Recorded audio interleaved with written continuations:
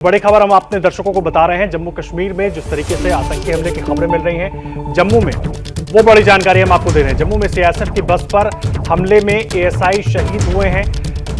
जम्मू के चड्डा कैंप के पास सीआईएसएफ की बस पर यह आतंकी हमला हुआ है। बड़ी खबर इस वक्त। और इस वक्त हमारे साथ जम्मू कश्मीर के डीजीपी दिलबाग सिंह साहब जुड़ गए फोन लाइन पर। सर, क्या मिल रही है पूरी जानकारी? ये चड्डा कैंप के पास जो हमला हुआ है और सुजवा में जिन आतंकियों को घेरा गया है, ये सब एक साथ जुड़ी हुई घटनाएं हैं? जी, रात को एक इत्तला मिली थी कि कुछ आतंकी एक मोहल्ले के अंदर सुजवा के एरिया में आकर के पनाह ले रखे हैं। हम लोगों ने एक ऑपरेशन लॉन्च किया था। उस ऑपरेशन के दौरान शुरू कॉर्डन लगा रहे थे। उसमें फायर फाइट के दौरान हमारे को 5 लोग जख्मी हुए जी। इसमें अनफॉर्चुनेटली एक हमारे एएसआई सीएसएफ के एसपी पटेल जो है उनकी शहादत हुई। ये ऑपरेशन रात भर चलता रहा और अभी थोड़ी देर पहले दोनों आतंकियों को खत्म कर दिया गया है, दोनों को मार दिया गया है जी।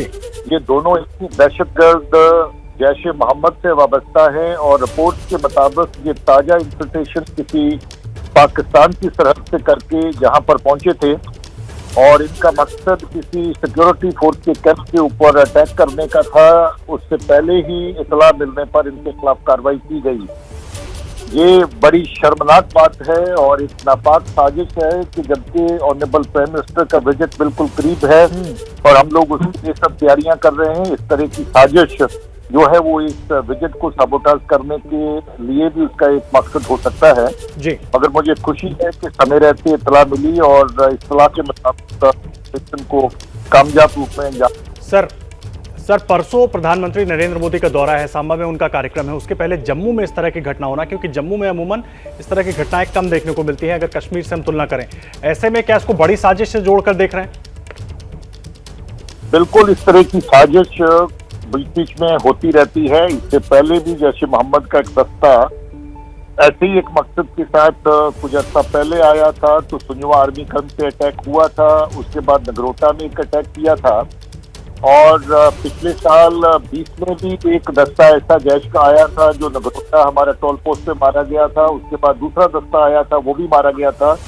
इस तरह की साजिश बीच बीच में ये करते हैं। जब भी कोई बड़ी इवेंट होती है उसके साथ जोड़ करके इसको देखा जा सकता है और मुझे लगता है कि ये एक बहुत ही नापाक साजिश है जो टाइम पर जिसका जो है वो न सिर्फ एक्सपोज हो गई बल्कि इस तरह की साजिश को पूरी तरह से नेस्तनाबूद कर दिया गया। सर, एक चीज और आपसे समझना चाहेंगे, 370 हटने के बाद प्रधानमंत्री नरेंद्र मोदी का ये पहला दौरा होगा। ऐसे में इस तरह की घटना अब सामने आ गई तो हमारे सुरक्षा बल पहले से मुस्तैद थे, उनको हमने न्यूट्रलाइज कर दिया, लेकिन आगे के लिए किस तरीके से सुरक्षा व्यवस्था को और मजबूत किया जाएगा? सर देखिए, आवाम जो है, जहाँ पर लोग जो हैं वो अमन के माहौल में सांस लेना चाहते हैं, अमन के साथ चलना चाहते हैं, तरक्की की राह के ऊपर चलना चाहते हैं। कश्मीर के बदलते हुए हालात हमारे एडवर्सरी को बिल्कुल पसंद नहीं आते हैं। लोगों को गुमराह करने की कोशिश, लोगों को प्रेशर में लाने की कोशिश। कश्मीर में पहले जो सिलेक्टिव किलिंग हुई जिसके बाद में अलग अलग जगह के ऑपरेशन जो है वो चलाए गए और जिसके दौरान सब वो आतंकी जो सिविलियन किलिंग के अंदर शामिल थे उनको मारा गया, उनको खत्म किया गया और उनके साथ में जो चलने वाले लोग OGW थे उनके खिलाफ सख्त कानूनी कार्रवाई की गई। इस तरह की साजिश जब अमन अब यहाँ पर पुख्ता हो रहा है उसको साबोटाज करने के लिए पाकिस्तान की एजेंसी के द्वारा जैश ए मोहम्मद, लश्कर और इसके जो बाकी एफिलिएट के जरिए से की जा रही हैं। अगर आप देखें तो पिछले 2 दिन से बारामूला में हमारा एनकाउंटर चल रहा है जिसमें टॉप कमांडर लश्कर का यूसुफ कांतरू मारा गया है। उसके साथ 3 लोकल दहशतगर्द और उसके अलावा पाकिस्तानी दहशतगर्द भी साथ में की पहचान करना बाकी है। वो ऑपरेशन इस वक्त जारी है। नॉर्थ कश्मीर का एरिया जो पूरी तरह दहशतगर्दी से लगभग फ्री हो गया था उसको फिर से मिलिटेंसी इन्वॉल्व करने की साजिश भी कल इस ऑपरेशन के साथ बड़ी हद तक खत्म हो गई। हमारी कोशिश है कि जहां जहां भी लोगों को निशाना बनाया जा रहा है पाकिस्तान की एजेंसियों के द्वारा, उनके दहशतगर्दी गुटों के द्वारा उनको सफाया किया जाए, उनके खिलाफ सख्त से सख्त अभियान जो चलाया हुआ उसको जारी रखा जाए जी। हम लोग इस पे अमल करते रहेंगे। इस तरह की साजिशें एकदम खत्म हो जाएंगी ऐसा कहना मुश्किल है जी। पर हमें सिक्योरिटी की व्यवस्था को और मजबूत करना होगा और अपने ऑपरेशन को और अपने सिक्योरिटी की बाकी कार्रवाइयों को जारी रखना होगा। जी, दिलबाग सिंह सर, आप बहुत अहम जानकारी दे रहे हैं हमारे साथ। जम्मू से ही हमारे सहयोगी अजय बाचलू भी जुड़ गए हैं, वो आपसे एक सवाल करना चाह रहे हैं। अजय, डीजी साहब, मेरा एक सवाल है। कुछ दिन पहले आपने यहाँ हीरानगर बॉर्डर से कुछ सस्पेक्ट को उठाया था पीएम विजिट से ठीक पहले। जिस तरह की बॉर्डर ग्रिड का आपका मैनेजमेंट चल रहा है और जिस तरह की वहाँ सतर्कता बरती जा रही है, तो क्या आज के एनकाउंटर का उन संदिग्धों के साथ, उन OGWs के साथ कुछ लेना देना है सर? नहीं, जो लोग उठाए गए थे वो एक अलग किसी मॉड्यूल के ऊपर हम लोग वर्किंग कर रहे हैं, उस कार्रवाई का हिस्सा था। आज की ये जो 2 दहशतगर्द मारे गए हैं, उसके मुताबिक ये किसी ताजा इन्फिल्ट्रेशन का हिस्सा है जो पाकिस्तान के बॉर्डर से इस तरफ आए हैं। और इनका मकसद, जैसा मैंने कहा, कि किसी सिक्योरिटी कैंप को या बड़ी सिक्योरिटी डिप्लॉयमेंट को टारगेट करना था, मगर वक्त पर इतला मिलने के साथ ऑपरेशन होने पर इनका जल्दी सफाया हो गया। ये उनके साथ जुड़े हुए नहीं है, मगर एक बड़ी साजिश का हिस्सा है कि जहां पर जम्मू में जो अमन का माहौल बहुत अच्छा है, उसको किस तरीके से डिस्टर्ब किया जाए। सर, इन बड़ी घटनाओं को देखते हुए क्या पीएम के कार्यक्रम में, उनके रूट्स में कुछ बदलाव हो सकता है? सुरक्षा के लिहाज से आप लोग कुछ तैयारी कर रहे हैं, क्योंकि कई लेवल पर आप लोग प्लान बनाते हैं। देखिए, वो सब जानकारी शेयर नहीं की जाती है। वो हम लोग अपनी जो जरूरतें हैं सिक्योरिटी की, उसके इंतजाम कर रहे हैं। डीजी साहब, मेरा एक सवाल है, क्या निशाने पर सुंजवा कैंप भी हो सकता था? देखिए, सुंजवा के करीब है तो आप रूल आउट नहीं कर सकते कि सुंजवा कैंप निशाने पे हो सकता था। जी सर, एक बार आप हमारे दर्शकों के लिए थोड़ा क्लैरिफाई कर दें, हमला एग्जैक्टली कहां हुआ था? सुंजवा कैंप के पास तो है, वहां पर आतंकियों को न्यूट्रलाइज भी कर दिया, जिस तरह से आपने बड़ी जानकारी दी। हमला एग्जैक्टली कहां हुआ था सर? ये जनरल एरिया सुंजवा का जम्मू के आउटस्कर्ट के साथ ही पड़ता है और इसी एरिया में ये था। यहाँ पर पहले भी 1-2 बार आतंकी वारदातें, कासम नगर का एरिया, काफी पुरानी बात है वैसे, वो पहले हो चुकी हैं। उससे कुछ अर्सा पहले सुंजवा का आर्मी कैंप के साथ भी एक आतंकी हमला हुआ था। तो ये जनरल एरिया वही पाया जाता है और जम्मू शहर का ही हिस्सा है, मगर आउटस्कर्ट्स में है। सर, तो दौरे के पहले अब सैनिटाइजेशन किस तरीके से आगे बढ़ाएंगे? क्योंकि चुनौती बड़ी है सर, सुरक्षा व्यवस्था को मेंटेन रखना सबकी जिम्मेदारी है वहां पर सुरक्षा बलों की। कोई नहीं, सब मिलके काम कर रहे हैं और हम लोग अच्छे काम को और जारी रखेंगे, सभी मिलकर के काम करेंगे। और कोई अपडेट सर अभी तक जो पूरा घटनाक्रम रहा उससे जुड़ा आप हमारे दर्शकों को देना चाहें? मेरे ख्याल में इतनी जानकारी काफी है, बाकी बातें कभी बात में करेंगे। जी, बहुत धन्यवाद आपका इकबाल सिंह साहब हमारे साथ जुड़ने के लिए, पूरी जानकारी देने के लिए। जम्मू कश्मीर के डीजीपी दिलबाग सिंह साहब को माफ कीजिएगा, आप सुन रहे थे, बहुत धन्यवाद आपका। तो बड़ी जानकारी उन्होंने दी कि दोनों आतंकियों को ढेर कर दिया गया है, आत्मघाती हमलावर थे और पीएम के दौरे से पहले बड़ी साजिश को नाकाम किया गया है। डीजीपी जम्मू कश्मीर के दिलबाग सिंह साहब हमारे साथ जुड़े हुए थे, पूरी जानकारी तफसील से एबीपी न्यूज के दर्शकों को उन्होंने दी है। जिस तरीके से हमला हुआ उसको लेकर उन्होंने सब कुछ बताया और अब बड़ी जानकारी यह है कि उन दोनों ही आतंकियों को न्यूट्रलाइज कर दिया गया है, यानी कि उनका खात्मा कर दिया गया है। और पीएम का दौरा 24 अप्रैल को है, उसके पहले एक बड़ी साजिश को नाकाम किया गया है। और पीएम मोदी के कार्यक्रम से आपको बता दें, करीब 15 किलोमीटर दूर यह हमला हुआ है। सुजवा आर्मी कैंप के पास हमले में एक जवान, एक एसआई शहीद हो गए, जिनके बारे में जानकारी खुद डीजीपी ने दी है, और दोनों आतंकियों को मार दिया गया है। ये बड़ी जानकारी इस वक्त हम आपको दे रहे हैं। और इस वक्त जम्मू कश्मीर के बारामूला से भी बड़ी खबर आ रही है, वो आपको बता दें। देखिए, बारामूला में आतंकी ठिकानों को जवानों ने उड़ा दिया है। जिस घर में आतंकी छिपे थे उसे जवानों ने उड़ा दिया है, ये बड़ी जानकारी मिल रही है। जम्मू कश्मीर में एक के बाद एक आतंकियों की तरफ से कोशिश हो रही है, लेकिन सुरक्षा बल और हमारे जवान पूरी तरह से मुस्तैद है। बारामूला में अब तक 4 आतंकियों को मार दिया गया है। कल से बारामूला में एनकाउंटर चल रहा था, कुछ आतंकियों के छिपे होने की खबर थी। 3 को पहले मार दिया गया था, बाद में चौथे आतंकियों को मार दिया गया था। और अब ये बड़ी जानकारी कि जिस मकान में वो आतंकी छुपे हुए थे उसे उड़ा दिया गया है। जिस घर में आतंकी छुपे थे, जहां से वो सुरक्षा बलों पर निशाना साध रहे थे, उस घर को ही उड़ा दिया गया है। बारामूला में अब तक 4 आतंकी मारे गए हैं। ये बड़ा अपडेट हम आपको दे रहे हैं इस वक्त। आसिफ कुरैशी हमारे साथ लगातार जुड़े हुए। आसिफ, पूरा अपडेट। देखिए, इस समय हम उसी जगह पे मौजूद हैं जहां पे ये मुठभेड़ चल रही है और मेरे पीछे ठीक वो घर दिखाई दे रहे हैं जिनके अंदर ये मुठभेड़ चल रही थी। कल सुबह तकरीबन 3 बजे सुरक्षा बलों ने ये ऑपरेशन शुरू किया था और इस इलाके को घेरे में लेकर घर घर तलाशी ली जा रही थी। वो इस बात के लिए कही जा रही थी कि यहाँ पे 2 से 3 मिलिटेंट्स के छुपे होने की खबर थी, लेकिन जैसे ही सुरक्षा बल एक घरों के जुरमुट के पास पहुंचे तो अंदर से छुपे हुए मिलिटेंट्स ने कॉर्डन तोड़ने की कोशिश की की, जिसमें सेना के 4 और जम्मू कश्मीर पुलिस का एक जवान जख्मी हो गया और एक आम नागरिक भी बाद में इस गोलीबारी की चपेट में आया। जवाबी कार्रवाई में सुरक्षा बलों ने 3 मिलिटेंटों को तो कल दोपहर तक ही मार गिराया था, जिनमें लश्कर ए तैयबा के सबसे जो पुराने कमांडर यूसुफ कांट्रू को भी मार गिराने की भी बात पुलिस ने इसके बाद की पुष्टि कर दी थी। उसके बाद आज सुबह तड़के एक और मिलिटेंट को मार गिराया गया, जिसके साथ इस एनकाउंटर में मरने वाले मिलिटेंट्स की संख्या 4 हो गई है, जबकि अभी भी यहाँ पे गोलीबारी की आवाज अभी जारी है, धमाके सुनाई दे रहे हैं, जिससे यही अंदाजा लगाया जा सकता है कि जी एनकाउंटर अभी जारी है, एनकाउंटर अभी चल रहा है। बिल्कुल, अभी भी धमाकों की आवाज यहाँ पे सुनाई दे रही है, बीच में गोलियों की गनगरज भी सुनाई दे रहे हैं, जिससे ये अंदाजा लगाया जा रहा है कि अभी भी जो मिलिटेंट अंदर है वो सुरक्षा बलों से दूर ही है। यानी क्योंकि कल जिस तरीके की खबरें सामने आई थी उसमें जो पुष्टि हुई थी ऑडियो रिकॉर्डिंग से भी कि उसमें 3 स्थानीय मिलिटेंट और 2 विदेशी मिलिटेंट हैं, यानी कुल 5 मिलिटेंट्स के होने की खबर थी, जिनमें से 4 को तो सुरक्षा बलों ने मार गिराया, जबकि अभी भी एक मिलिटेंट जो है वो अंदर है, जिसके साथ ये मुठभेड़ जारी है। जी आप रहे आसिफ हमारे साथ, अजय बाष्टू भी जुड़ गए हैं और हमारे साथ कर्नल दानवीर भी जुड़ गए हैं। अजय, मैं जल्दी से आपका रुख कर रहा हूं, अभी फिलहाल क्या अपडेट मिल रहा है, क्योंकि जिस तरीके से डीजीपी साहब ने जानकारी दी उनके मुताबिक दोनों आतंकियों को वहां पर न्यूट्रलाइज कर दिया गया है।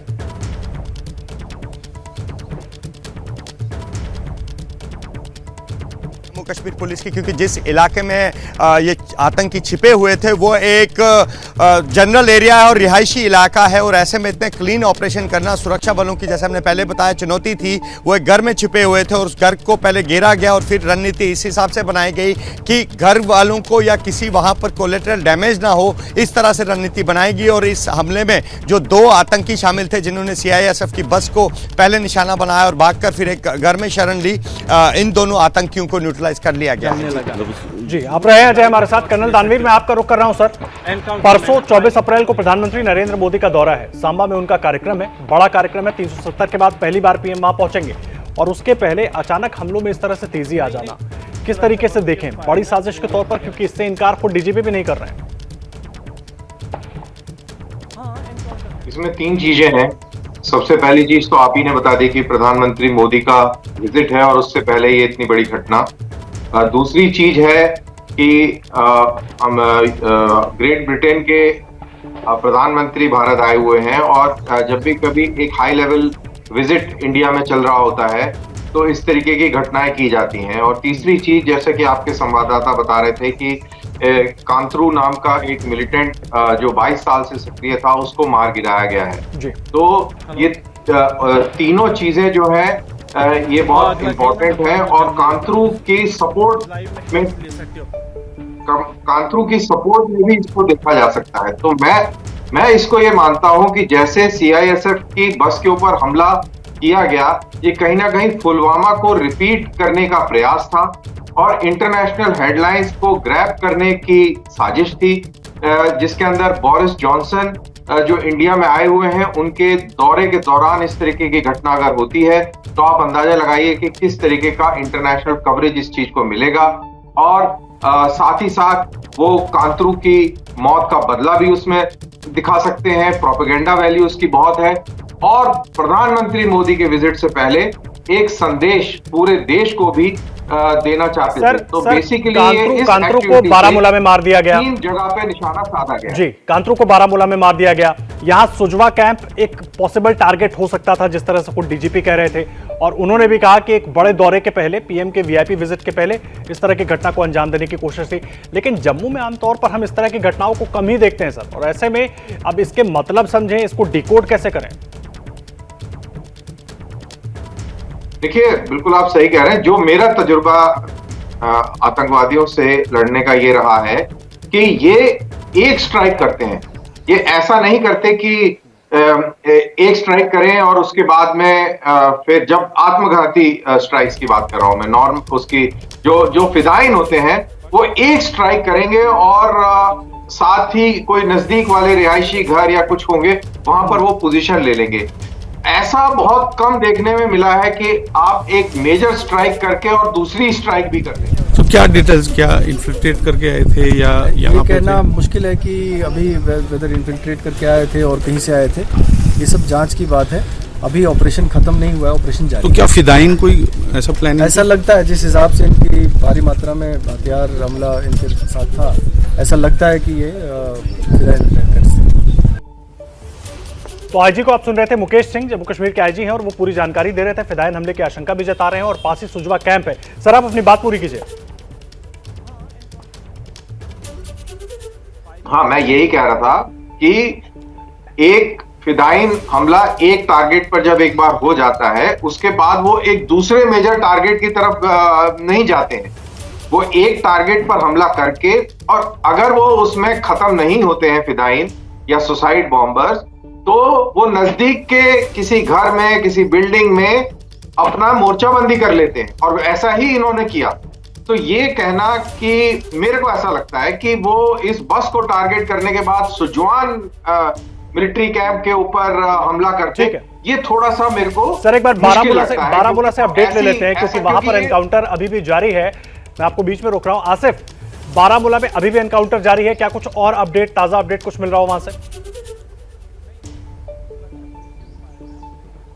आदर्श, देखिए जिस जगह पे हम मौजूद हैं वो घटनास्थल जहाँ पे ये मुठभेड़ चल रही है तकरीबन 2 किलोमीटर की दूरी पे है, लेकिन बीच में देखें तो जो यहाँ का टेरेन है वो बिल्कुल पहाड़ियों जैसा है, जाने उबड़ खाबड़ है, और उसी के बीच में ये गांव बसा था। यानी सटीक जानकारी के आधार पर ही ये ऑपरेशन किया गया था और सुरक्षा बलों को जो उनके मुखबिरों की तरफ से जानकारी दी गई थी, उसी के बाद इस गाँव को घेरे में लेकर यहाँ पे कल जब तलाशी अभियान शुरू किया गया था तो ये मुठभेड़ शुरू हुई थी। और अभी 30 घंटे से ज्यादा का समय हो गया है, मुठभेड़ अभी भी जारी है। सुरक्षा बलों ने 4 मिलिटेंट को तो मार गिराया है, क्योंकि जो जानकारी थी वो 5 मिलिटेंट्स के होने की थी, लेकिन अब ये माना जा रहा है कि हो सकता है कि 5 के बदले 6 मिलिटेंट यहाँ पे हो, क्योंकि जो विदेशी मिलिटेंट्स की संख्या बताई गई थी पहले कि 2 फॉरेनर यहाँ पे मिलिटेंट्स मौजूद हैं, लेकिन अब ये आशंका जताई जा रही है जिस तरीके से ये एनकाउंटर लगातार चल रहा है कि हो सकता है कि मिलिटेंट्स की संख्या ज्यादा भी हो सकती है। यानी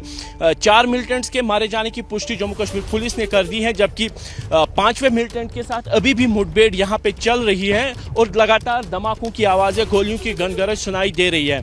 हमको एनकाउंटर की जगह से काफी दूर पे रोका गया है, लेकिन जिस जगह पे हम मौजूद हैं ये ऊंचाई पे होने के कारण हम सीधे उन घरों को देख सकते हैं जहां पे ये मुठभेड़ चल रही है। एक घर को धमाके से उड़ा दिया गया है, उसमें आग लगी हुई है, जबकि कल ही ये खबर आई थी कि कम से कम 2 घरों में मिलिटेंट्स बैठे हुए थे जब ये ऑपरेशन शुरू हुआ है, और हो सकता है कि मिलिटेंट्स की संख्या ज़्यादा भी हो सकती है, इसीलिए जो है ऑपरेशन लगातार जारी है। अब ड्रोन की मदद से इस पूरे इलाके की निगरानी की जा रही है और ये पिन पॉइंट करने की कोशिश की जा रही है कि जो मिलिटेंट अंदर मकान में है उसकी एग्जैक्ट लोकेशन पता चले ताकि इस ऑपरेशन को समाप्त किया जा सके। लेकिन जिस तरीके से लगातार गोलियों की गनगरज और धमाकों की आवाज़ें सुनाई दे रही हैं, उससे यही लग रहा है कि मिलिटेंट अंदर काफ़ी अच्छी जगह पे मौजूद है जहां से वो सुरक्षा बलों को कड़ी टक्कर दे रहा है। और लेकिन लगातार सुरक्षा बलों की तरफ से जो ऑपरेशन जारी है और यहाँ पे ग्रेनेड्स और धमाके करके इस घर को गिराने की कोशिश की हो रही है जिसमें ये मिलिटेंट अभी मौजूद है। आदर्श, लेकिन इन सब के बीच यूसुफ कांत्रू का सफाया बड़ी उपलब्धि सुरक्षा बलों के लिए आसिफ।